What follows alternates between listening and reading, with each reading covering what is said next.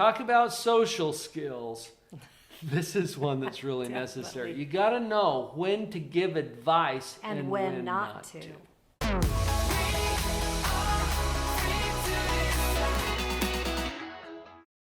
This is a great question that's going to save you a lot of pain and agony in your relationships as you figure out when to give advice and when not to. Now, there are 5 questions that I want you to ask and very specifically answer before you launch into the advice. Stick around for all 5.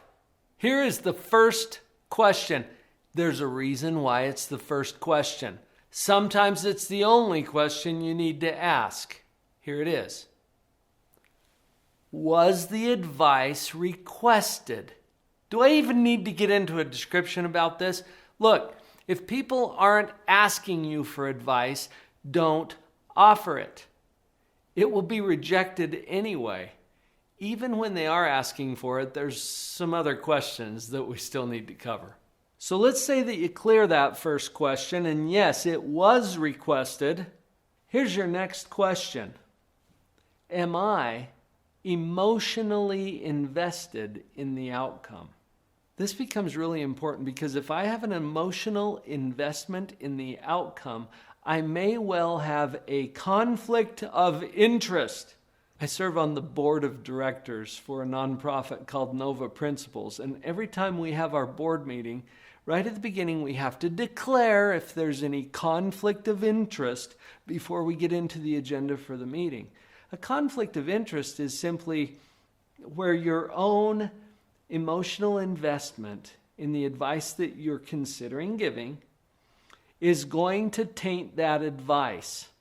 Whether you mean it to or not, just realize that it does. Now, this is especially true for children, for example, our own children, or someone who's a close friend or relative, a coworker.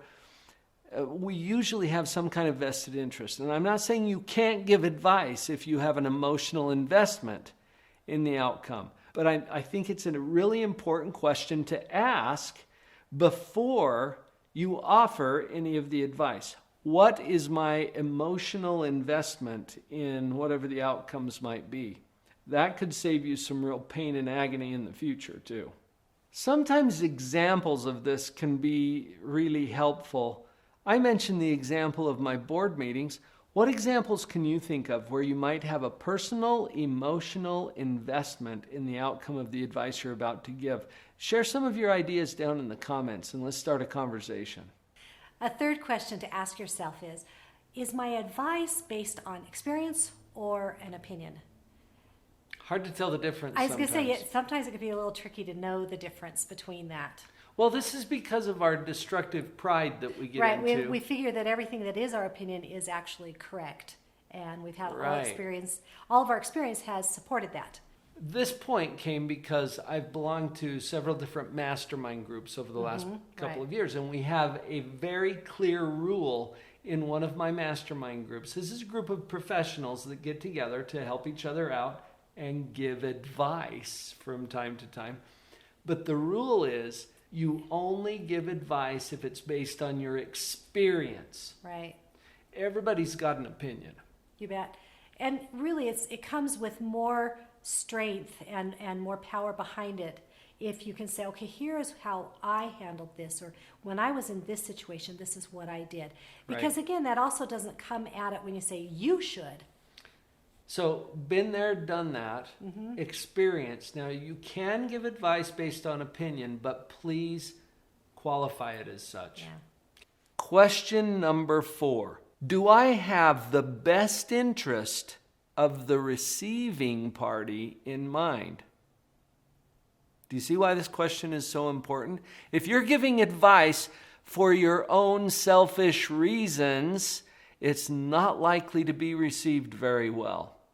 Get your focus back on the person who is receiving the advice and make sure that whatever it is that you have in mind to give to them is geared toward them. This is not about you.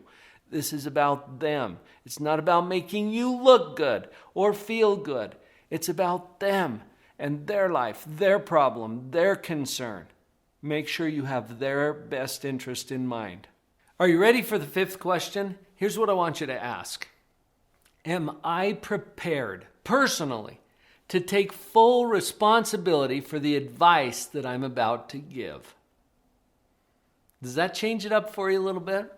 It's easy to give people advice and let them deal with all the consequences.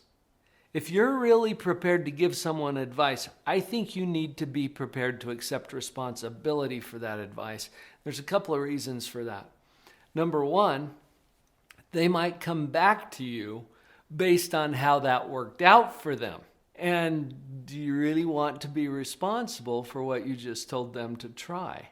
Now, if you're confident, that's one thing. If you're not sure, then that might cause you to hesitate, back off a little bit, maybe not be so quick to offer the advice.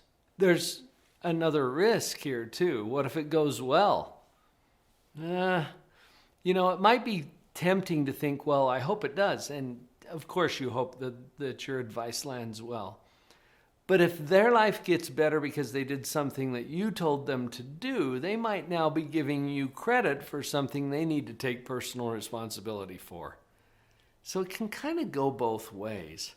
I remember a young man I was working with whose mother gave him very specific and guided and even sometimes controlling advice about an award he was working to achieve. When he got the reward, he threw it back in her face. Not literally, but he kind of left it there and said, "Mom, this is yours." Wow. Is that really the position we want to be in? So be prepared to take full responsibility for the advice that you give. Social skills, personal development, personal mental hygiene. It's all available to you at Live on Purpose Central. Come and see what's available there. The link is go.liveonpurposecentral.com. We hope you join us. I saw her standing in the street alone.